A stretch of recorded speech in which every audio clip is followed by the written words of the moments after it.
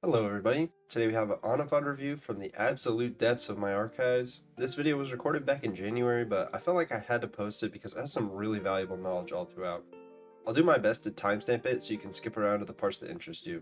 Without further ado, let's get right into it.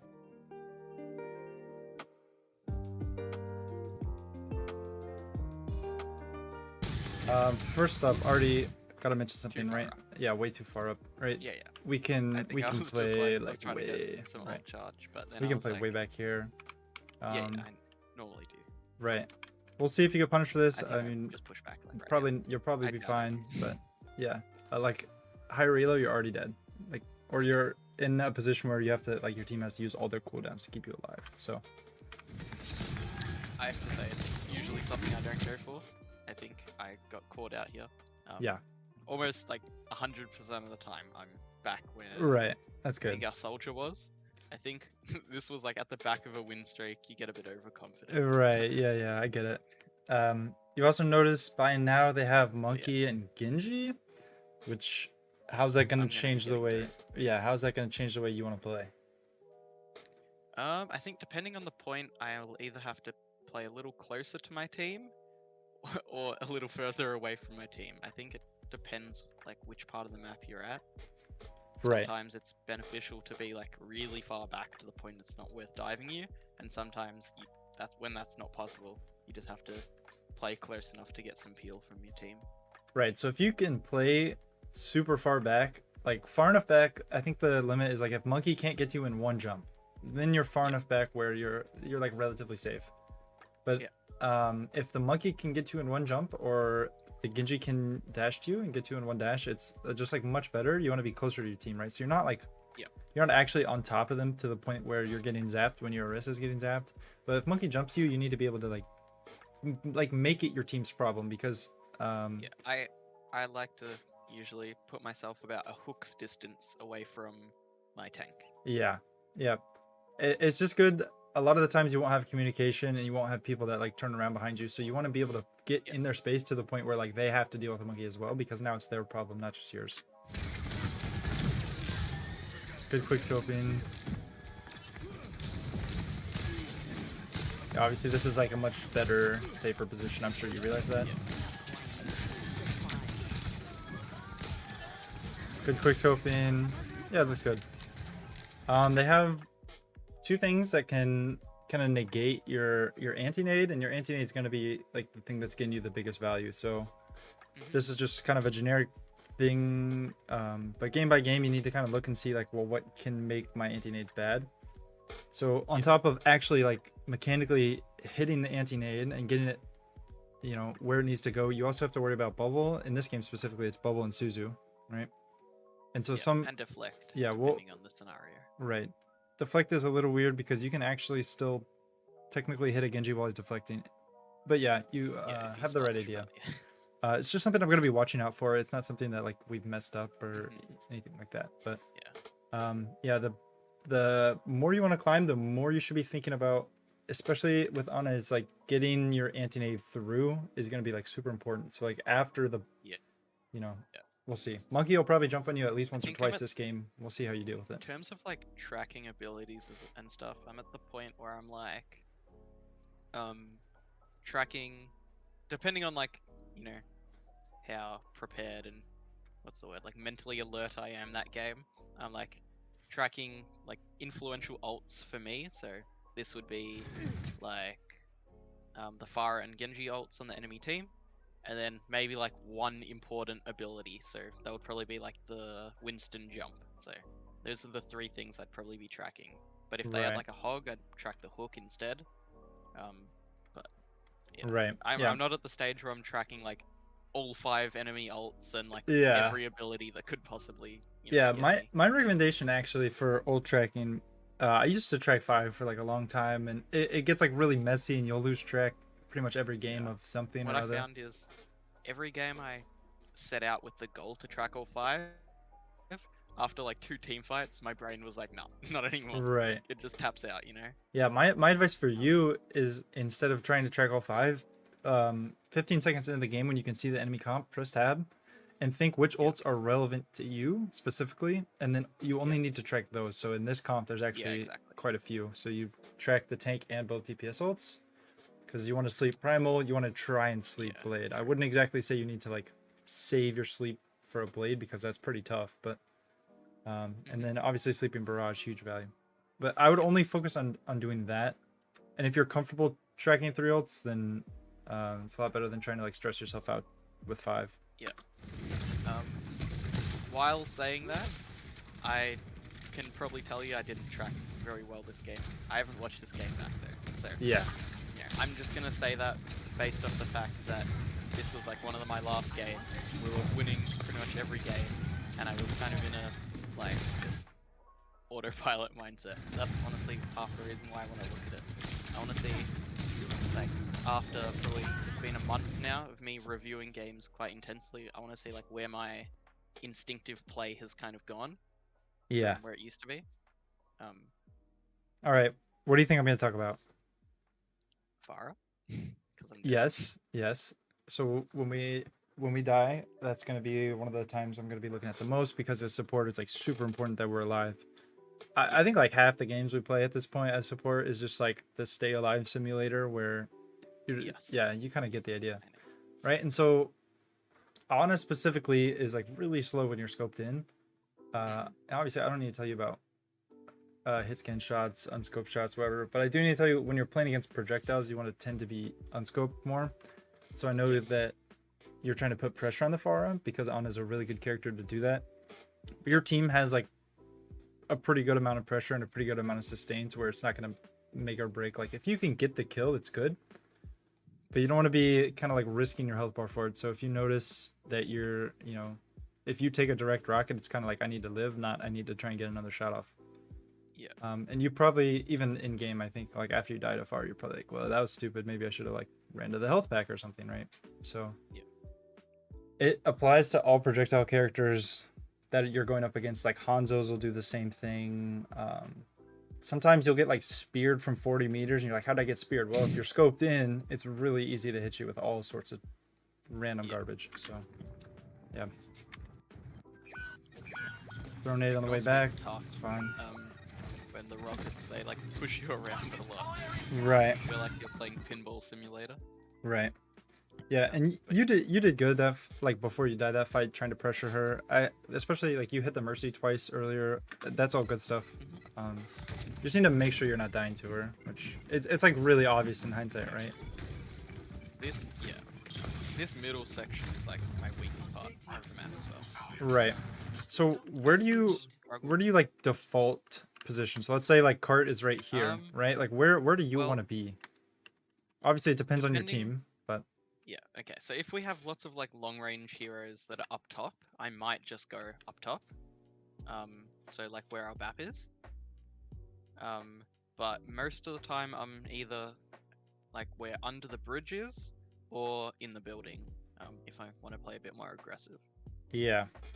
So that's actually a pretty good response. I really like this spot. It's a little situational, because if you have a tank that wants to run out of your LOS, it's hard to reposition from here, right? You kind of just have to jump into the streets to see them. But this is always my default spot. This game though, I actually never thought about going here. This right. You get a nice line of sight. You get really good cover right here. Could be tough with the Pharah, right. But this game, right? It's not so good. Your team's never going to support you when you're up here, because your team's not going to be up here ever. Yep. And so with this game, with a Pharah, it's probably safer to play inside. Yeah, inside's good. If the Pharah is really aggressive and like spamming in these doors, even that could be a little hazardous. Yeah, Pharah's just. And we can play here, right? But I know Anna's hit scan, but I honestly find Pharah is one of my hardest matchups. It sounds silly, but I really struggle against her. Yeah, and we're doing it on a VOD, obviously, but when it's Pharah Mercy, it's especially tough. And a lot of times what I do, I'll ask like my other support, can you play Mercy, right? So we can have like a hit scan with a Mercy versus a Pharah with a Mercy, and it's much more even that way. You can always swap yourself, but like I don't swap, so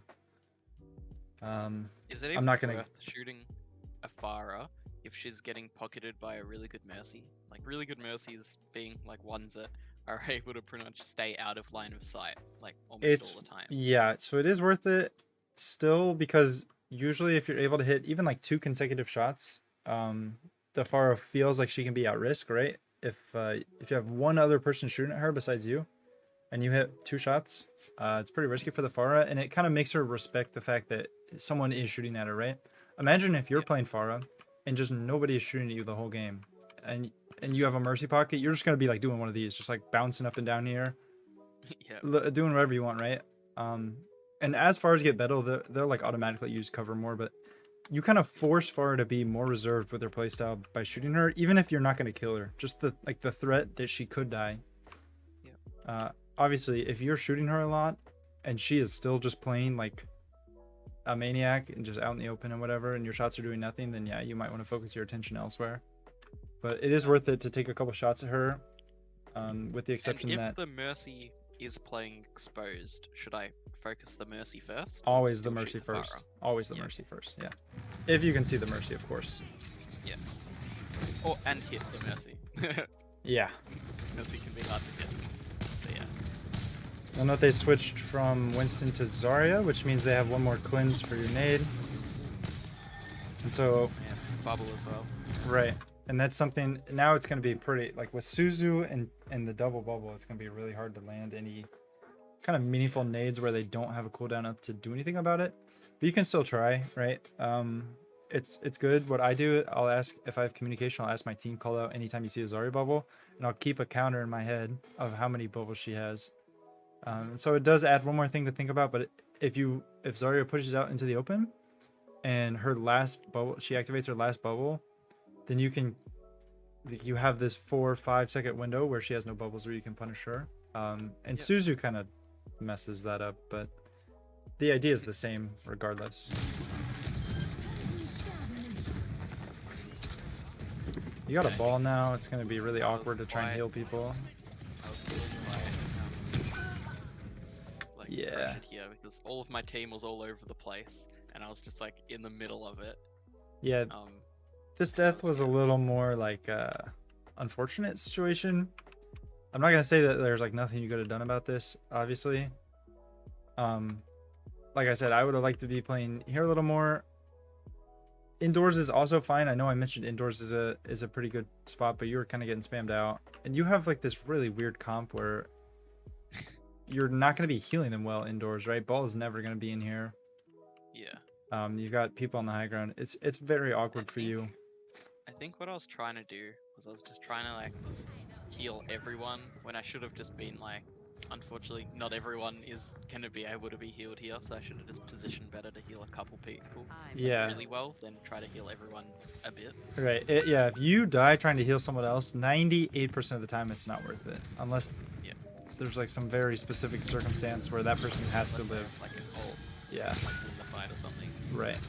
It's good that you understand that without me having to say anything. I mean, a lot of people like won't get that until someone tells them that. I've definitely been told that. It's just, like I said, I've been pretty much doing at least like 2 to 3 reviews a week for like the past month. Nice. Nice. Yeah, I've been very... I don't know. I've been working quite hard to rank up, so... It seems like it's paying off. We're now in the position that I said I liked, but there's nobody here now. It's like where's the team? Again, aggressive anti-nades are good, but you really want to think about whether or not it's going to get anything. So even though you hit someone here, I just feel like the odds that you'll ever get this kill are very, very low. I mean, you have a Junkrat shooting down here, right? Which is something, but I think it was more just under the intention that, like, with our ball at full health, I knew they weren't going to be like on me in the next, you know, however many seconds it is, like 10 seconds. Right. You don't need it to live by any means. That's not the issue. Like... It's just now that you're playing against a hog, there's better opportunities for the nade. And it's... I probably wouldn't have thought of that. Right. And it's not like this is a bad nade. This isn't a bad nade, especially if this Kiriko was dead before you threw the nade and you like realized that. I actually wasn't paying attention. Yeah, Right, so Kiriko, The fact yeah. that they swapped to a hog probably just didn't cross my mind whatsoever. Right, this may have been the first time you saw him. I'm not sure. Yeah. A lot of people do say, when they have a hog, you should put a lot of resources into, denying him. Yeah, it is your job. Yeah. Yeah. So, you'll play two different ways. One when they have a Kiriko, and two when they don't have a Kiriko. This game they do, and what I personally like to do when they have a hog. Well, first off, you have to make sure you have a team ready to do something, right? So even if you hit all your abilities, if no one's shooting at him, it doesn't matter. So we're just gonna assume for like the next minute of what I'm talking about that you have people shooting at him. Yeah, I think only the BAP was in comms with me, so right. Not the best. Right. But what I like to do when they have a Kiriko is if this Kiriko is holding on to her cleanse, right, and like making sure, because a good Kiriko will pretty much be like pocketing the hog with cleanse. I'll use my sleep first to get the cleanse out, and that's a little bit more of a skill shot. It's still pretty easy, right, to sleep a hog, but a little bit more of a skill shot, and then she'll cleanse, and then you can get your anti, hopefully get kill pressure. It doesn't leave you a lot of windows to open, or a lot of room to worry about like when hog's going to heal to use your anti, which is unfortunate, but you really like have to get that cleanse out. If you anti a hog and he gets cleansed, well, you can always just try to sleep him when he's healing, then cleanse, and then anti, and then you denied both things. The issue is that the heal takes it's a total 2-second animation, so he takes half a second to pull it out, and then he heals for a second, and then he takes half a second to put it away. And so your sleep dart is a 0.4 second cast time, and then it has travel time as well. You probably won't get that. Right, you can sleep him out of the heal, but he'll get like half of it for sure.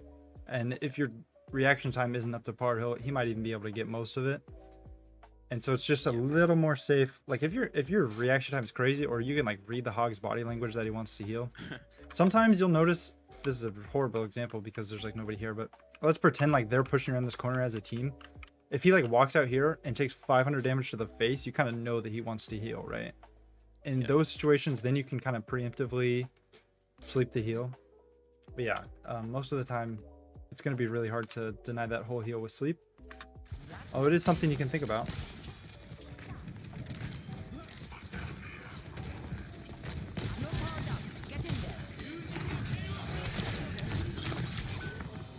Good discipline, waiting for the sleep to try and give yourself the best chance to hit it.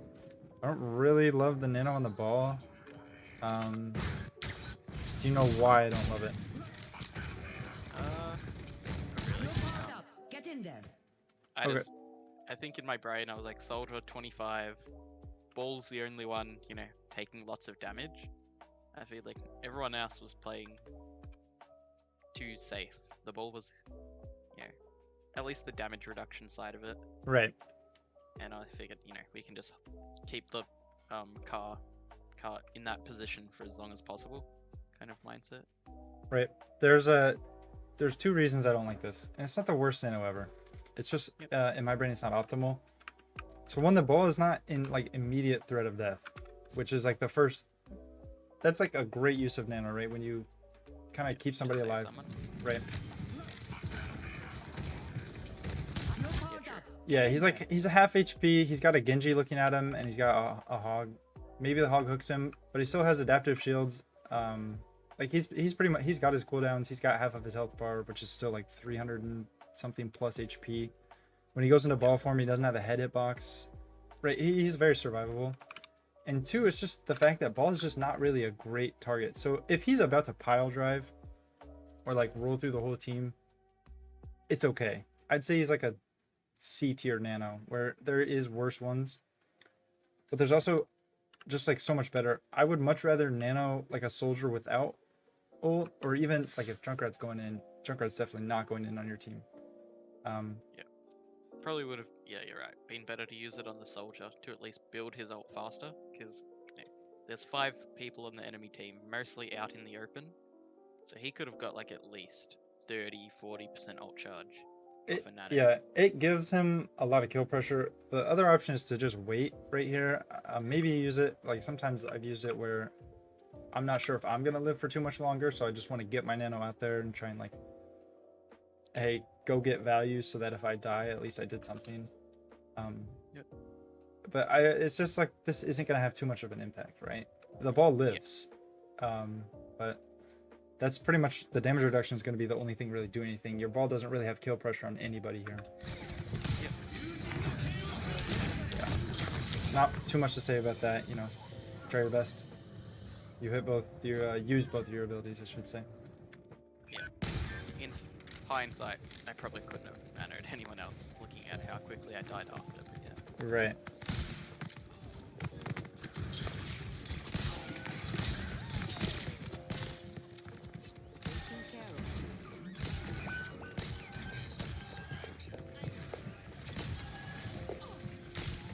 Nice, very good. I was hoping you would do that. That is a scary sight. Oh, he's in a trap. Nice, very good. I don't really have too much to say about this.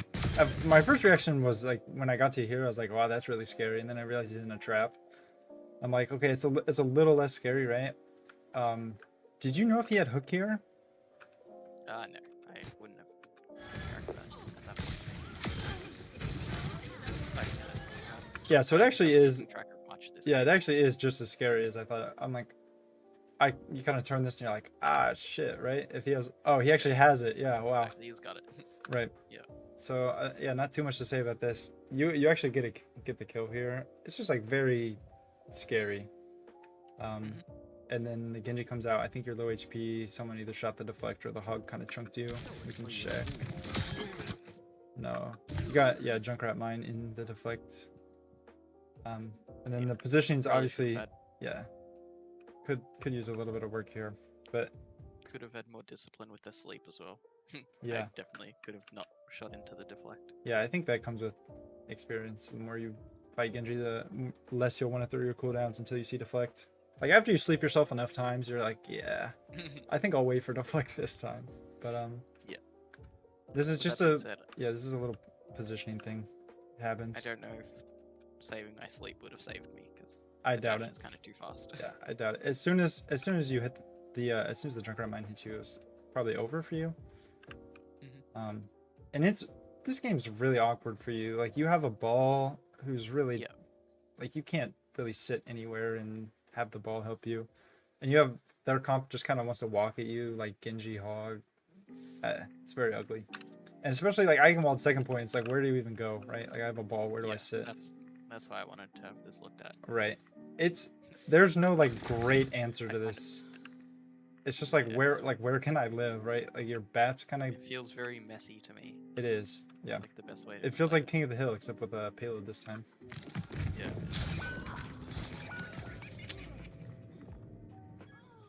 I actually think defaulting to this high ground's fine. You'll like in higher elos, everyone defaults to this high ground, the one where you just died at. And so yeah. I don't feel like it's if you don't know where to go and what to do. I feel like that's not a bad place. I do like that you mentioned off to the side because I actually thought of going. It's just across the bridge, but you know it's got a fair better sight line. Yeah. You know, for the bottom of the because you're not looking straight down, which can be a bit tough to aim. Right. Yeah. When you're up here, yeah. Good luck. Good luck with anything. Right.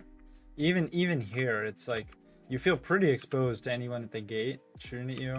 Yeah. And if your tank like backs up at all and you have to like stand here to heal someone, nah, that's not gonna work, right? So. Added benefit as well. There's the health pack over there. Yeah. This is my default if I have a more stationary tank, but this point's all over the place. So you really have to judge game by game where you want to stand. The good thing is if you drop down, you can get back up there a lot quicker than you can get back up to the other high ground because just that stairs to the right. Right. Yes, I like. Thank you.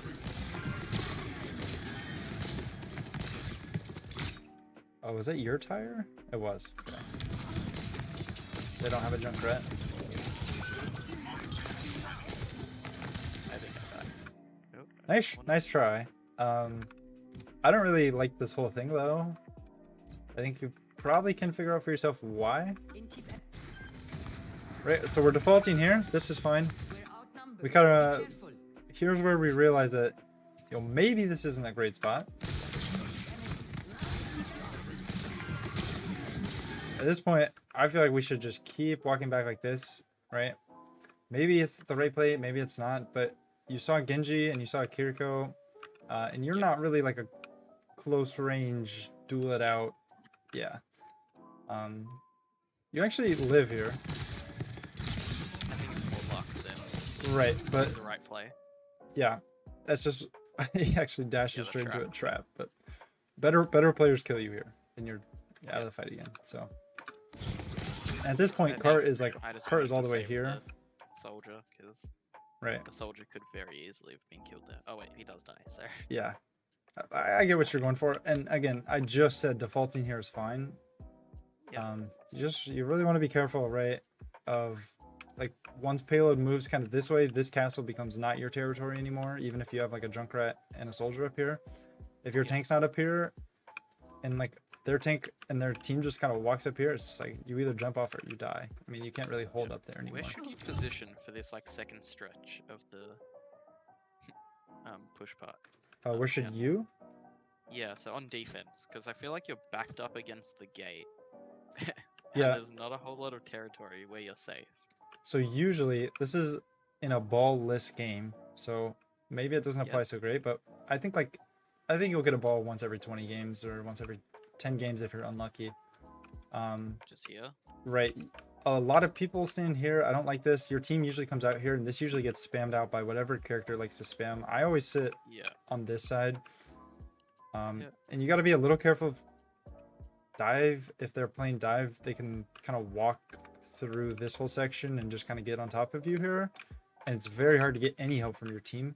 But in like normal, in normal stationary matchups where it's kind of like your team's going this way and their team's coming from under the bridge, there's like a very strong angle. There's also a jump up. I don't remember the exact spot you're supposed to jump, but somewhere on these bricks you can actually get up to here on any character. This is like obviously a little risky, especially if they have someone who just wants to shoot at you. You have no cover up here, but occasionally like it's a fun little spot. Have the widow, I might come up here. Yeah, but widow, this is your default. Risky. And you can always come around here and get like a alternate angle if you need it.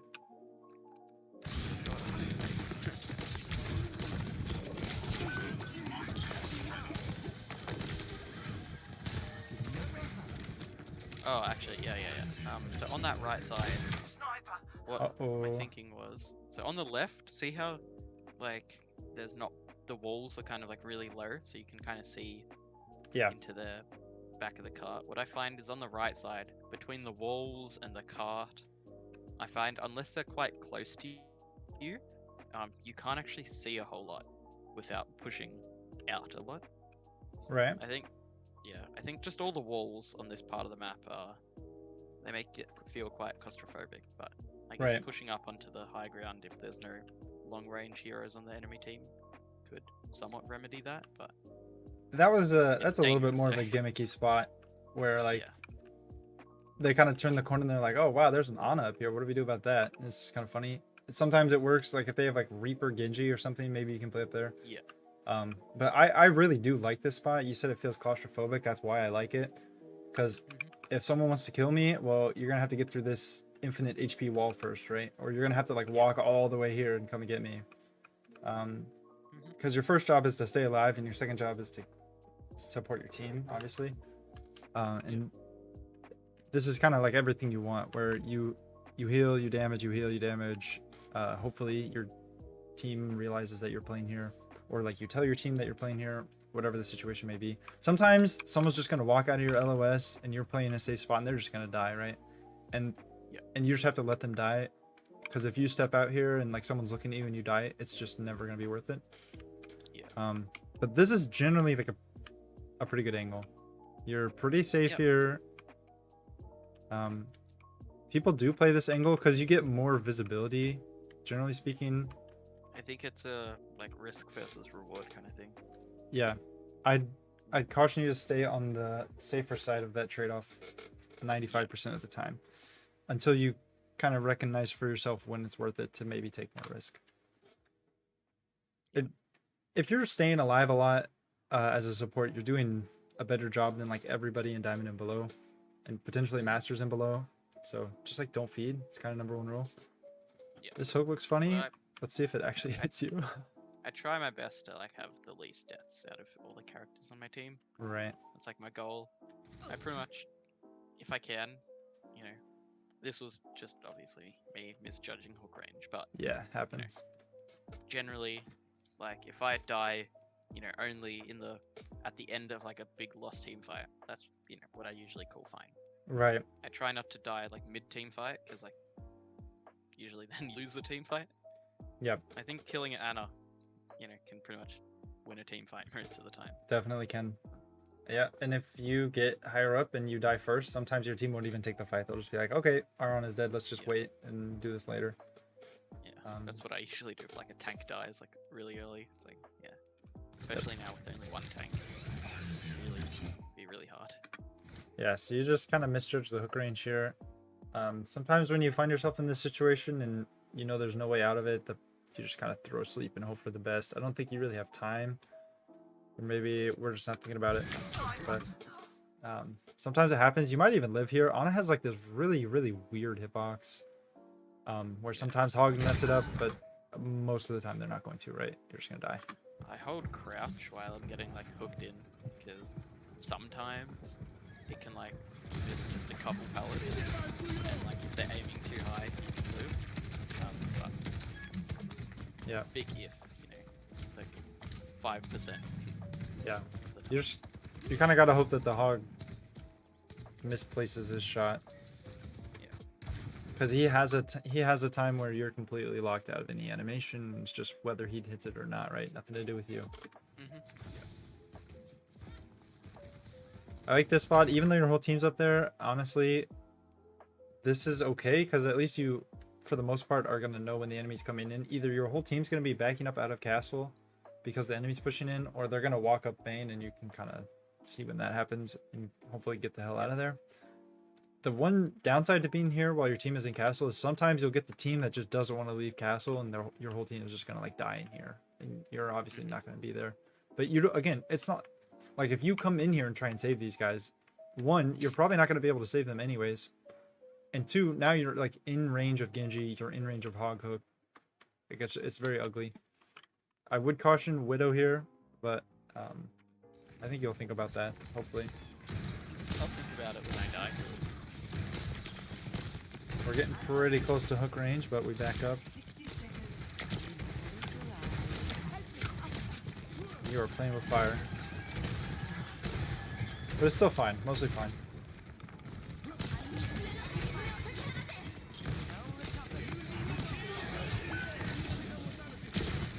Nice try.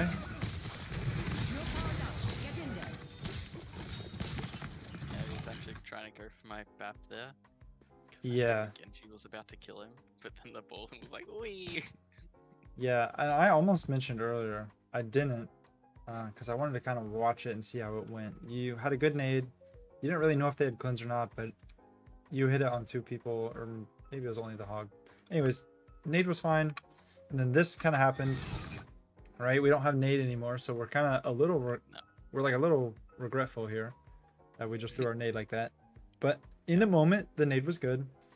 I think if I was tracking ults, this is probably something I would have registered. I would have been like, yeah, he probably has blade. Yeah, I probably shouldn't wait. Like, I probably shouldn't use my nade unless it's like fight winning kind of thing. Yeah. The other thing I wanted to say about this is that once you realize he's not going for you, which I think is probably apparent after like the second slash. Let's see.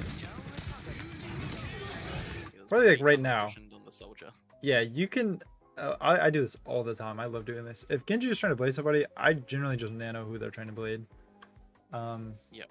Your soldier actually lives here, which is just a miracle. I don't know whether this Genji was like missing him or whether you and your BAP combined actually just kept this guy alive, even though your BAP misses lamp.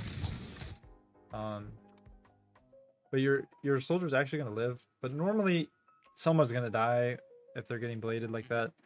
And if you nano them, it is really hard for them to die. Even against a nano blade, I like to nano whoever they're shooting. It works out though. He lives. I guess he actually doesn't live. I take it back. You can say I was looking at the map there. Yeah, yeah. Do you have the target confirmation Um, nano on by chance?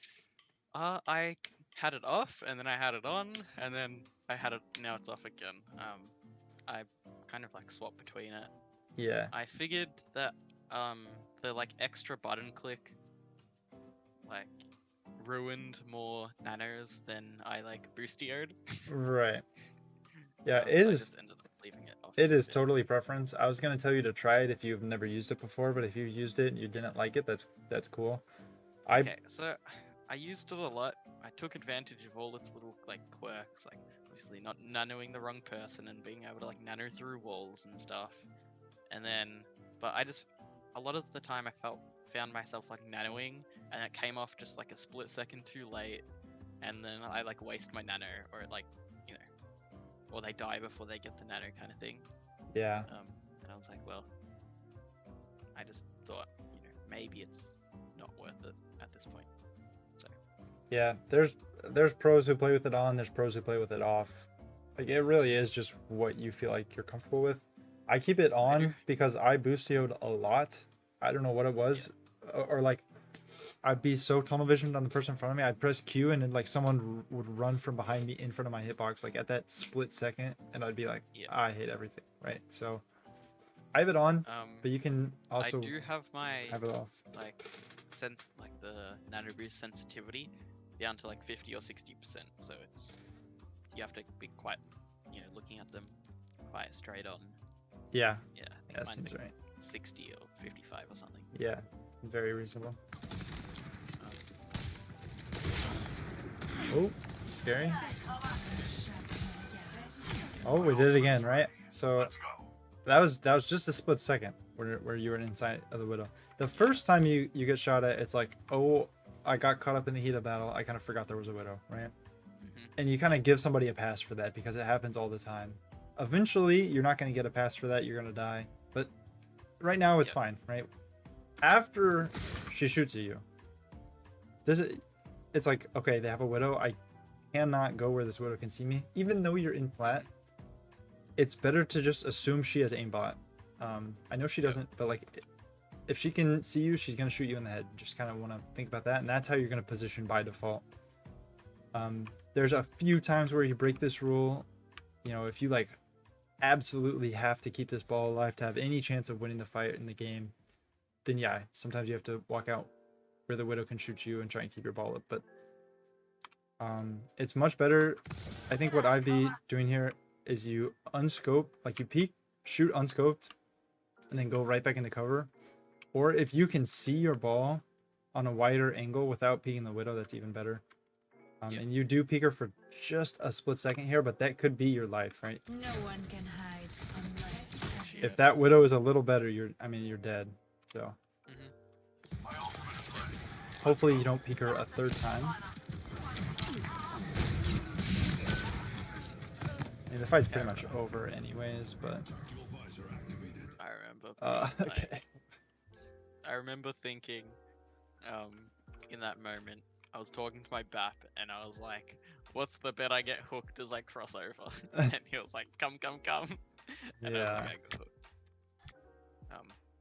It's like not much I could have done. Like, Yeah. I just went for it, and I could have maybe slept him. I'm not sure. Right. Head up, but... Yeah, you did. That was kind of your only play here. It's a tough one to make. I'm not gonna fault you for not making it.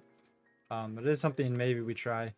Honestly though, they have a widow who has walls up right now, and you know that she can see the sight line because you just walked out here and she shot at you. So what I'm doing here, even with the hog, is I'm probably like jumping with my back. I'm probably like staring at this wall as I come in to try and not get headshot. Not worrying about sleeping the hog. So sometimes it just happens like this, and you can't really do anything about it. Oh. I'm not gonna watch this fight. We have a hero on our hands. We're actually using a bunch of ults here. Crazy.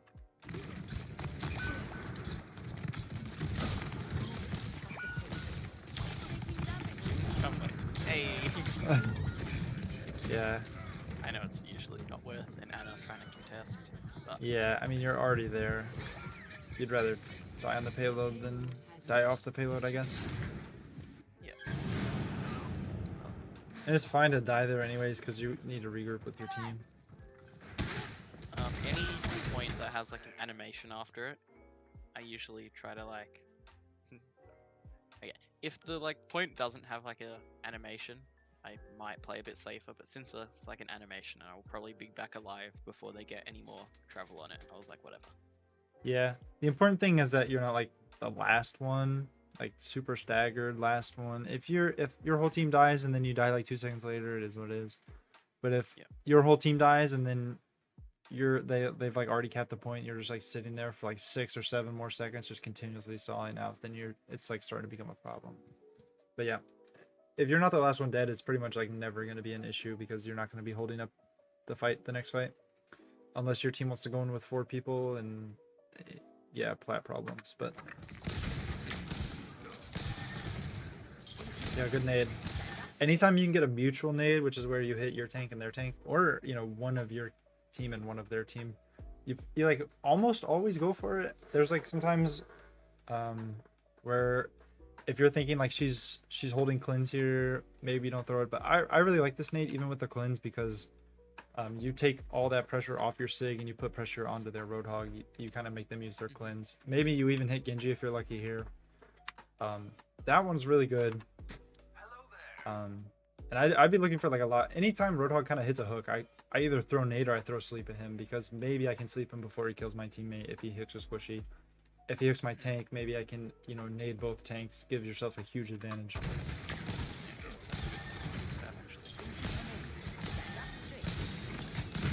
Yeah. I'll call them mutual nades for now because they hit both teams and they can like actually win you the game, especially in a hog mirror. If you ever play in a hog mirror, that's your thing. That's what you want to go for.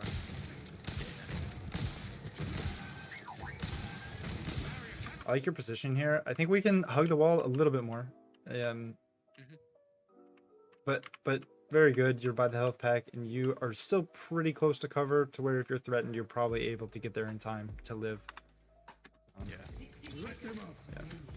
I also have this side and the other, but I think while it's a bit further back, it's probably better to be on this side. Yeah, the reason I picked this side is because when you're not shooting your team, you want to be shooting the enemy team. Widow's a little scary, but the idea is that your sig is in range of the Widow to the point where she shouldn't be taking an angle like this, right? Like she is right now. Yeah, I think that's also what I was thinking. I was like, right. She has to come fairly far up to right. contest me. But yeah, if she can see you, that means your sig can kind of put some hurt on her. And so generally this is a pretty safe position. If the court is pushed like way, if you're stalling or whatever, then yeah, this side's gonna be better to deny their long range DPS and angle on you. But this is my default. I really like it in here. Now that the Widow shoots at you, you got to think a little bit about where you want to be. But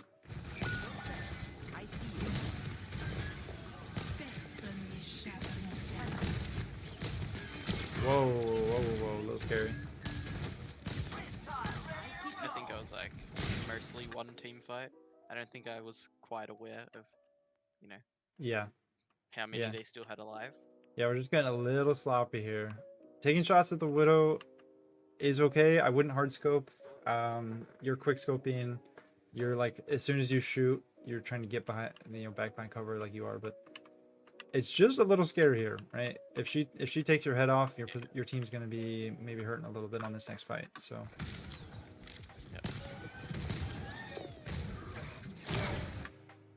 I don't really need to say anything.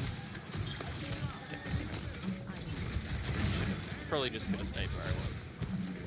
I think this is all up to me misjudging like how one the team fight is. Right. Yeah. We're going for sleep on the hog here probably, right? Or yeah, just in general? Do you remember? Wait, can you play it back? Yeah, of course. It was either a hog sleep or a I was meant to go for the hog, but yeah. I am this Ana, right?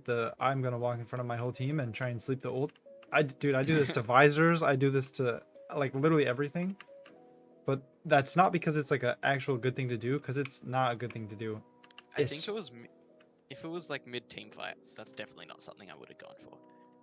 Yeah. I think all the bad decisions going on now are, Okay. around Okay. misjudging the team. Like, Yeah. I Well, saw 2 people die on the enemy team, and I was like, unlosable. I can do whatever I want, and we're fine. Kind of mindset. yeah. I just think Um, even with that mindset going on, after the widow shoots you like 3 times and you kind of see the Yeah, tracer go get right the next to your message, head, eh? yeah, it's like, all right, I'm gonna go back to being an Ana now. I am no longer the invincible DPS in the front line, right? Yeah. And this angle's good. I think I wise up to the fact that they're still pretty strong. Yeah. Okay, guess I don't. Jeez. Yeah. A little bit of a wasted nade. I know we're kind of trying to be aggressive with it, maybe trying to hit the widow if she's standing in the same spot she has been in the last 2 fights. But you need to be denying the hog. And so you need to have your nade when that happens, or at least be in a position to do something about it, whether that's nade or sleep. That is like your job. That's kind of what you do. It's not only you, right? You also have lamp, you also have rock and grasp and all that good stuff. Yeah. But it's very easy for you to hit your abilities on a hog. And so you should be like thinking about it all the time when you're playing against a hog. Is like, when is he gonna go for his next hook? When is he gonna want to take a breather? When am I gonna need to save somebody? Stuff like that.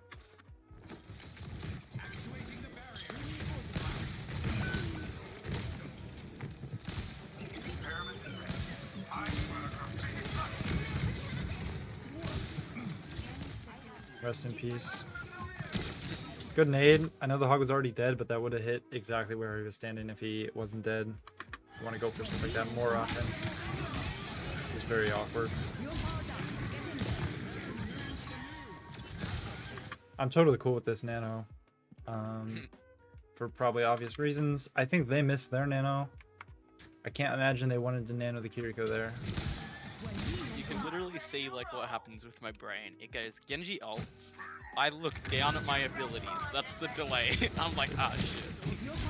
And then you're like, oh, Nano's the only thing I got in my pocket. Yeah. This is very unfortunate too. Anyways. What does he Nano? Is that the Kiriko? Yeah, he went for the Genji and Nano the Kiriko. Which is why he's dry blading right now.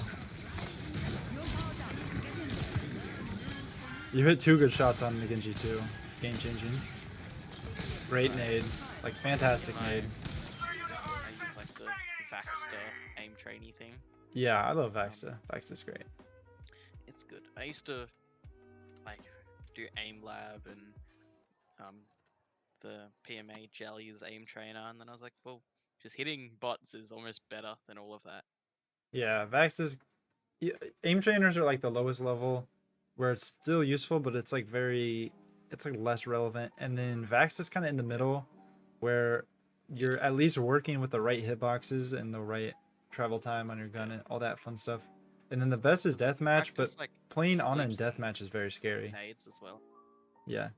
In Yeah, deathmatch, the reason I like it is because you're getting shot at, so you have the pressure on you to actually, like, you need to kill them before they kill you, which is much more realistic. But The only thing I don't like about deathmatch is often like half the lobby is just tanks. yeah, that can be very awkward.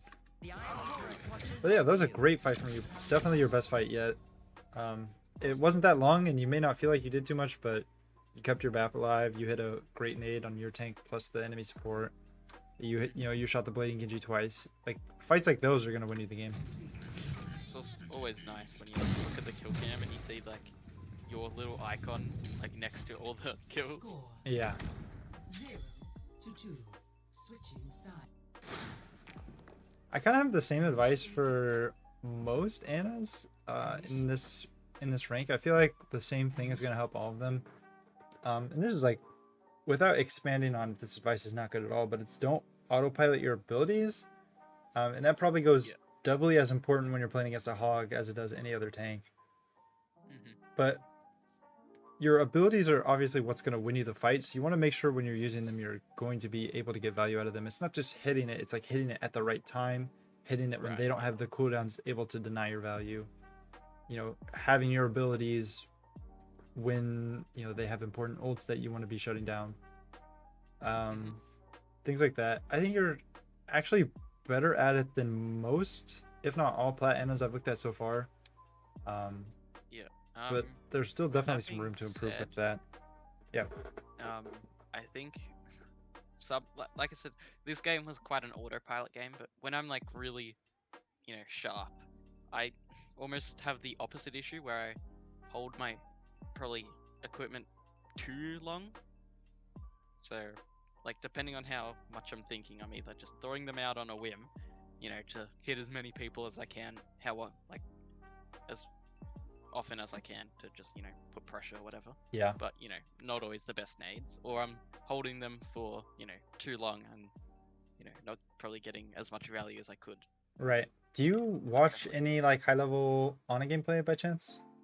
Yeah, so I've spent the last like 3 weeks watching the like 11-hour Awkward. awkward, I knew it. um, Yeah. unranked GM, and I Yeah. watch a lot of like who is it, Gale and Karku and stuff. Yeah. I'm gonna talk about the awkward video. Because I've probably watched like the whole thing. Damage, damage, damage. Damage, damage, damage, throw ability, damage, damage, damage, right? Yep. Well, I want to say that Push back. I wanted to say that the advice is good, okay? Awkward is a fantastic player. And that advice does work to some extent. But one thing that he's not narrating as much, so he talks about damage, he talks about pushing in, pushing out, pushing in, pushing out, things like that. The one thing he's not really talking too much about is his abilities. So Yeah. at first watch, it kind of just, it looks like he literally off cooldown. Like his nade comes up and boom, right? When he talks about it, he makes it sound like that's what he's doing, but I think everyone knows that. I think he's probably thinking about it more than he makes it out to be. Yeah, there's stuff going on behind the scenes that he's not really talking about, and it's probably because to him that is autopilot. Like he is at a level where he's not thinking about how to get up on that too. Right. So yeah, I would say that like while the damage advice is great and the push in push out advice is also great, the throw your abilities off cooldown advice is maybe a little more situational to where he knows when he can do that and still get away with it. Much better than you or Like you me. said, Right. Probably feels like he's doing it off cooldown, but like in the back of his brain, it's like he knows what he's doing. Right. Yeah, there's like triggers for someone like him to know. Where it's almost like reflex when, if he sees Suzu, his brain like immediately is gonna look for the next opportunity to hit a big anti, stuff like that. Where maybe me and you were not thinking so much like that. He can probably like feel out when like if he throws a nade now, he'll have it back by the time he needs it, kind of thing. And, Yep. Stuff like So yeah, for normal human beings with normal brains, yeah, we have to think about stuff like that. Like, is this gonna get value? That's all I have for today. I ended up cutting out the second half of the review because the video is almost an hour already, but if you want to see a part 2, make sure to let me know in the comments below and I'll get it done. If you made it this far into the video, you're a channel MVP and I seriously appreciate you. I hope you enjoyed, and more importantly, I hope you learned something today. See you in the next one.